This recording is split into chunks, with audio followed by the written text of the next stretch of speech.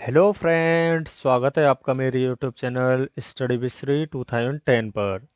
Friends, आज हम कक्षा 5 की प्रकृति कार्य पुस्तिका के पाठ 12 जिसका नाम है आपदाएं और उनसे बचाव की कार्य पुस्तिका को फिल करेंगे, जिसे कि हम कुल 2 भागों में कंप्लीट करेंगे।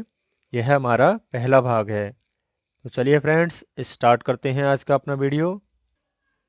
पहला प्रश्न है, निम्नलिखित में से कौन से वाक्य आपदा की व्याख्या के लिए उपयुक्त हैं, उस पर सर्कल कीजिए।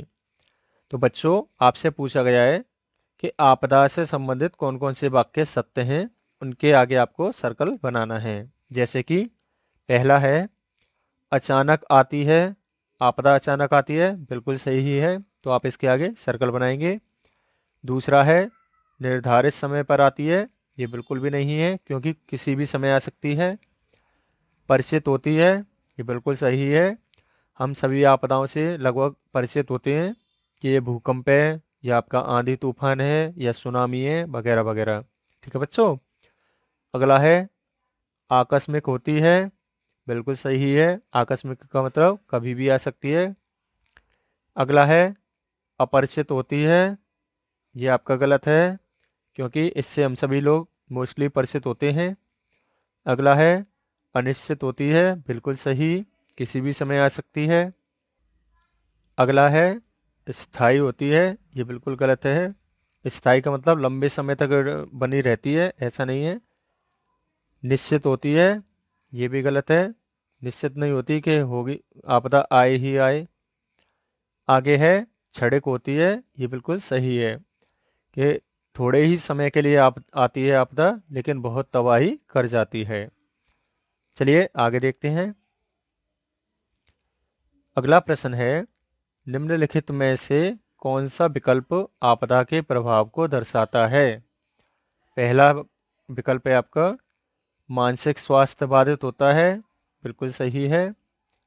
जीवों के जीवन को नुकसान पहुंचाता है। ये भी सही है। जीवित संसाधनों को नुकसान होता है। ये भी बिल्कुल सही है। तो आपके तीनों ऑप्शन सही हैं, जो कि आपके विकल्प डी में तीनों ऑप्शन दे रखी हैं। तो आप इसका सही विकल्प लगाएंगे डी। आगे, निम्नलिखित में से कौन सा एक प्राकृतिक आपदा नहीं है। ज्वालामुखी, ये आपका प्राकृतिक है। भूस्खलन, ये भी आपका प्राकृतिक है। बादल का फटना, ये भी आपका प्राकृतिक है। लेकिन बम विस्फोट, ये आपका प्राकृतिक आपदा नहीं है, ये मानव जनित आपदा है। ठीक है बच्चों, तो इसका सही आंसर हो जाएगा बम विस्फोट।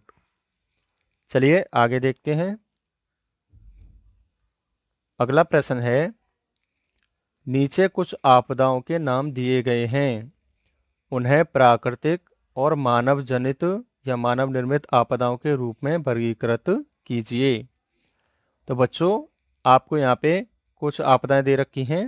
इनमें से आपको छांटकर जो है प्राकृतिक आपदा और मानव निर्मित आपदाओं के अंदर लिखना है। जैसे कि देखो, मैंने यहाँ पे लिखी हुई है। प्राकृतिक आपदा आपकी कौन कौन सी हैं? शीतलहर आपकी प्राकृतिक है। सुनामी, भूस्खलन, महामारी, ज्वालामुखी, वायु दुर्घटना, आग लगना, बादल फटना, चक्रवात। ये सभी जो आपदाएं हैं आपकी, ये प्राकृतिक आपदाएं हैं। और आगे, मानव निर्मित कौन कौन सी हैं आपकी? बम विस्फोट, प्रदूषण, युद्ध, आतंकवादी हमला। ये सभी जो आपदाएं हैं आपकी, ये मानव निर्मित आपदाएं हैं। आगे अगला प्रश्न है, आपदा के दौरान हमें किन बातों का ध्यान रखना चाहिए? लिखिए। तो आप इसका उत्तर लिखेंगे, आपदा के दौरान हमें भोजन, पेयजल, रोशनी आदि की व्यवस्था कर लेनी चाहिए। चलिए अब आगे देखते हैं। आगे है दिवस 2, जिसमें कि आपका पहला प्रश्न है, बाढ़ से क्षति का कारण निम्नलिखित में से कौन दर्शाता है? पहला ऑप्शन है, लोगों के घर बह जाते हैं लोग और जानवर डूब जाते हैं। तो ये बिल्कुल सही है। दूसरा है मृदा अपरदन होता है, ये भी बिल्कुल सही है। महामारी फैलती है, ये भी आपका सही है। तो आपके तीनों कथन सही हैं। तो आपको देखना है आपके किस विकल्प में तीनों ऑप्शन दे रखे हैं। तो यहाँ देखिए आपके विकल्प डी में जो है तीनों ऑप्शन सही हैं, तो आप इस पे सही का निशान लगाएंगे। चलिए आगे देखते हैं।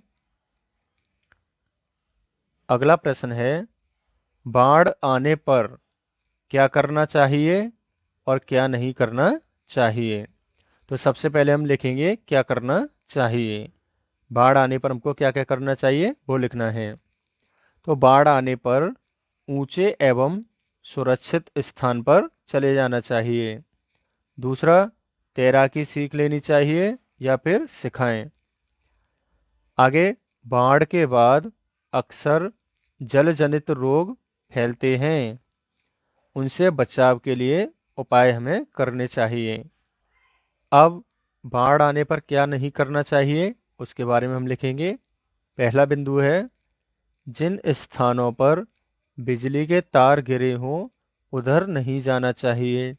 दूसरा, बाढ़ आने पर किसी भी प्रकार के बिजली स्विच को नहीं छूना चाहिए। तीसरा है जब तक बहुत ज़रूरी ना हो बाढ़ के पानी में नहीं उतरना चाहिए। ठीक है बच्चों, चलिए अब आगे देखते हैं। अगला प्रश्न है नीचे दिए गए वाक्यों में सूखा पड़ने पर हमें क्या करना चाहिए। उन वाक्यों पर सही का निशान लगाइए। तो बच्चों जब सूखा पड़ता है तो हमें क्या करना चाहिए, उन पे हमें सही का निशान लगाना है। जिसमें कि पहला है आपका सूखे की स्थिति में कम से कम पानी का इस्तेमाल करना चाहिए। बिल्कुल सही है ये आपका। दूसरा है सूखा पड़ने पर हमें किसी खुली जगह पर चले जाना चाहिए। ये बिल्कुल गलत है। अगला, कम से कम पशुओं को अपने पास रखना चाहिए। ये भी आपका बिल्कुल सही है, क्योंकि जब पशु ज़्यादा होंगे तो उन्हें पानी की भी आवश्यकता होगी, जबकि सूखा पड़ने पर पानी कम होता है। आगे, पानी को ऐसी जगह संग्रहित करके रखना चाहिए जहां उसका कम से कम बाष्पीकरण हो। तो ये बिल्कुल सही है। सूखा पड़ने पर हमें मेज या मजबूत फर्नीचर के नीचे बैठ जाना चाहिए। ये बिल्कुल आपका गलत है, क्योंकि ऐसा हम कब करते हैं, जब भूकंप आता है। आगे, अपने घर के चालू स्विच और इलेक्ट्रॉनिक उत्पादों को बंद कर देना चाहिए। ये भी गलत है, क्योंकि सूखा पड़ने पर पानी कम होता है, तो ऐसा करने से कोई मतलब नहीं है। अगला, समुद्र तट से जितनी दूर हो सके चले जाना चाहिए। तो ये सभी जो कारण हैं आपके, ये किसके हैं, सुनामी के। तो ऐसा नहीं करना चाहिए। कब, जब सूखा की स्थिति हो। चलिए अब आगे देखते हैं। आगे है नीचे दिए गए चित्र में कौन सी प्राकृतिक आपदा को दर्शाया गया है। तो यहाँ पर बच्चों आपके सामने सूखा की आपदा को दर्शाया गया है, तो आप यहाँ पे उत्तर लिखेंगे सूखा आपदा। अगला प्रश्न है इस प्राकृतिक आपदा के क्या क्या कारण हो सकते हैं, लिखिए। तो आप इसका उत्तर लिखेंगे एक लंबे समय तक पानी न बरसने के कारण ऐसी स्थिति आती है। सूखा एक प्राकृतिक आपदा है। चलिए अब आगे देखते हैं। अगला प्रश्न है भूकंप से क्या नुकसान हो सकता है। तो आप इसका उत्तर लिखेंगे भूकंप एक विनाशकारी आपदा है। अधिक तीव्र भूकंप आने से जमीन हिलने के कारण घर, मकान, पुल आदि गिर जाते हैं। इससे अत्यधिक जनधन की हानि होती है। आगे, अगला प्रश्न है, भूकंप आने पर क्या क्या करना चाहिए? ये सही है या गलत? कारण सहित अपनी नोटबुक में लिखिए। तो पहला है, पेट्रोल पंप, मिट्टी के तेल के कंटेनर और सीएनजी पंप से दूर रहें। ये बिल्कुल सही है, तो आप इसके आगे सही लिख लेंगे। अपने आसपास के बिजली के तार या लोहे की वस्तुओं को ना छुएं। ये भी आपका सही है, ऐसा करने पर करंट लग सकता है। आगे, खुले स्थानों पर चले जाएं जिसके पास कोई इमारत, पुल, पेड़ या बिजली के खंभे ना हो। ये भी आपका सही है। अगला, घर के मलबे के अंदर जाना चाहिए। ये बिल्कुल गलत है, क्योंकि यदि आप घर के मलबे के अंदर जाएंगे तो हो सकता है आप भी उसमें दब जाएं। चलिए अब आगे देखते हैं। आगे है, सुनामी कब आती है? तो आप इसका उत्तर लिखेंगे, सुनामी के नीचे की भूमि में भूकंप होने से। बिल्कुल सही है। दूसरा विकल्प है, समुद्र से तट पर आने वाली लहरों की गति बहुत कम होने से।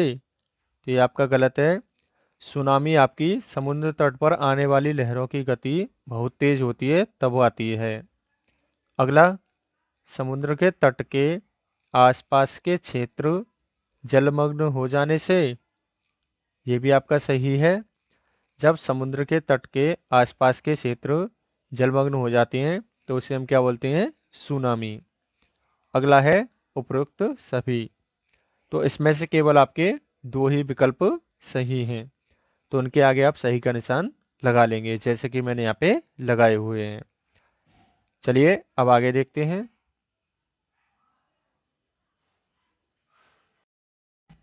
अगला प्रश्न है, नीचे दिए गए चित्र में कौन सी प्राकृतिक आपदा दिखाई गई है? इस आपदा से क्या नुकसान हो सकता है? तो बच्चों, आपको यहाँ पे जो नीचे चित्र दिखाई दे रहा है यह सुनामी का है। तो आपको लिखना है, यह जो चित्र है सुनामी का। अब इसके आगे आप लिखेंगे, भूकंप या समुद्र के अंदर ज्वालामुखी विस्फोट के कारण उत्पन्न तरंगों की एक श्रृंखला है। सुनामी से चोट और मृत्यु हो सकती है। बिजली और सेवाएं बाधित हो सकती हैं तथा इमारतों को नुकसान हो सकता है। चलिए अब आगे देखते हैं। तो बच्चों, यहीं पर हमारा आज का वीडियो समाप्त होता है। यदि आपको मेरा वीडियो अच्छा लगा हो तो प्लीज़ वीडियो को लाइक करें, चैनल को सब्सक्राइब करें और वीडियो को अपने दोस्तों के साथ अवश्य शेयर करें। तो चलिए फ्रेंड्स, मिलते हैं अपनी नेक्स्ट वीडियो में। तब तक के लिए अपना ख्याल रखें। जय हिंद, जय भारत।